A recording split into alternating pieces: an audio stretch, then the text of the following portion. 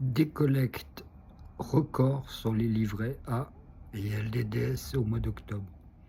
Plus de 10 milliards, c'est à se demander pourquoi.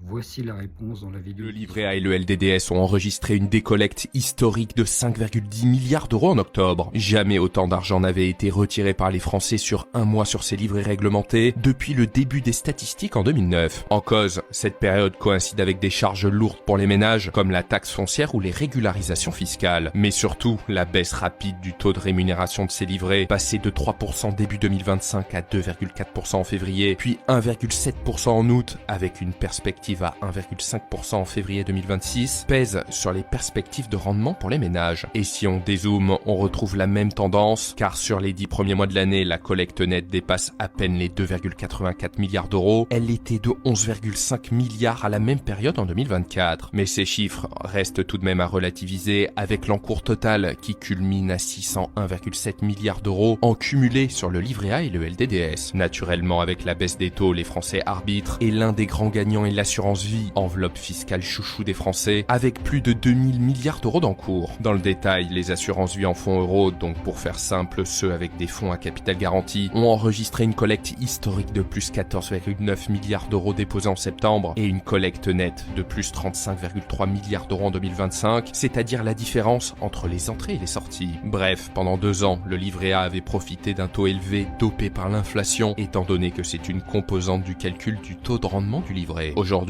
il revient à son rôle historique, un produit liquide, simple, sécurisé, mais peu rémunérateur. À noter tout de même qu'avec une inflation autour des 1,2% en octobre selon l'INSEE, le taux du livret A reste un poil au-dessus de la hausse des prix.